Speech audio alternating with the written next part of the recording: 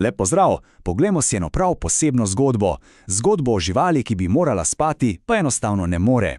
To je zgodba o medvedu Brundu in njegovi res trmasti nespečnosti. In vse se začne tukaj, z eno samo kratko povedo, ki pa pove vse. Snežko, ne morem spati. To je obupan klic na pomoč našega medveda, ki nikakor ne najde poti v sanje.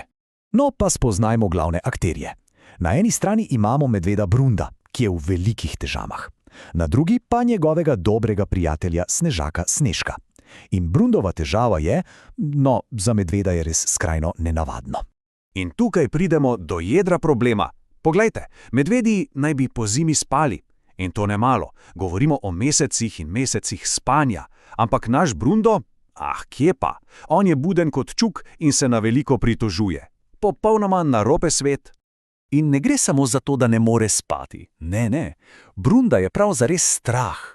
On je prepričan, da se mu bodo zgodile grozne stvari, da mu bodo zatekle veke in še huje, da bo ostal brez svoje lepe goste dlake. To je za njen resna stvar.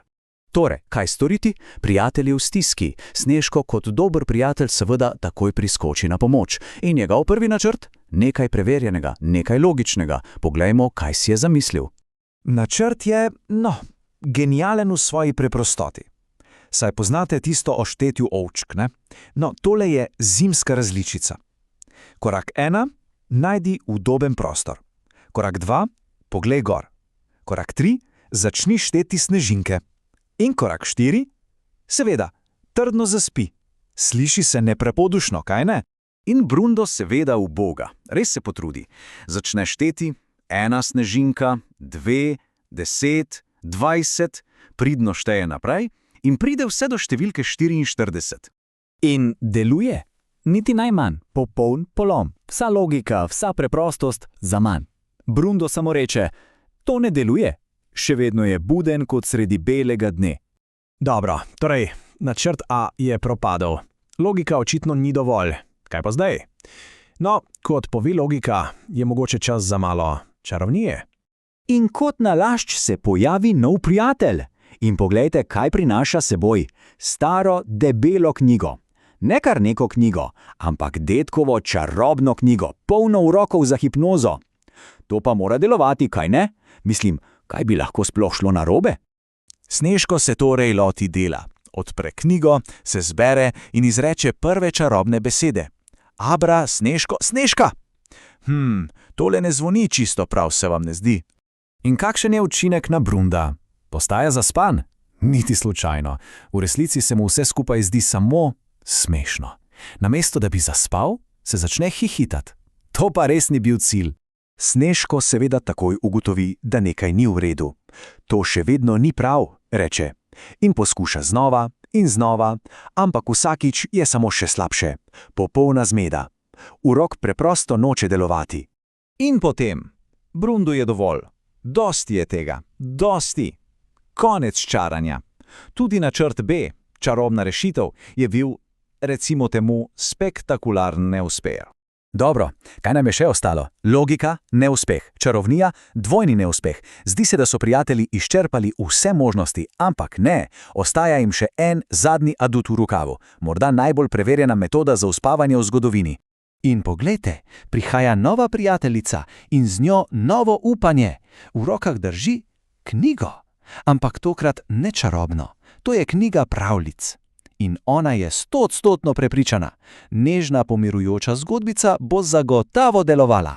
Prijateljica se udobno namesti in začne brati s tistim mehkim pravličnim glasom. Nekoč je bilo v deželi snežkov. Govori o snežakih, o gričih, o rojstnem dnevu lune. To pa zvoni tako pomirujoče. In ravno ko se zgodba lepo razvija, tišina. Stavek se ustavi na pol. In to je vse. In kaj se je zgodilo? No, to je vrhunec ironije. Zgodba je delovala. Pravzaprav je delovala predobro. Tako dobro, da je zaspala pripovedovalka sredi branja in naš Brundo še vedno sedi tam z velikimi budnimi očmi. 3 poskusi, 3 neuspehi. Človek bi si mislil, da je to zgodba o polomiji. Ampak je res? Morda pa je bistvo nekje drugje. Poglejmo si tole z drugega zornega kota. Pa ponovimo. Poskus številka 1. Štetje snežink. Rezultat? Neuspeh. Poskus številka 2. Čarobna hipnoza. Rezultat? Neuspeh. Poskus številka 3. Pravljica za lahko noč. Rezultat? Spet neuspeh. Vzorec je precej jasen, kaj ne? Ampak veste kaj?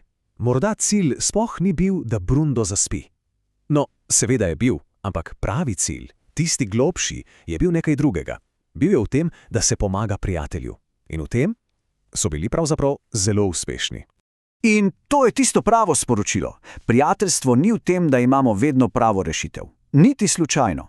Prijateljstvo je v tem, da poskušaš. Da si zraven, ko te nekdo potrebuje. Da vztrajaš. In Snežko ter ostali, oni svojega prijatelja niso pustili na cedilu. Nikoli niso obupali.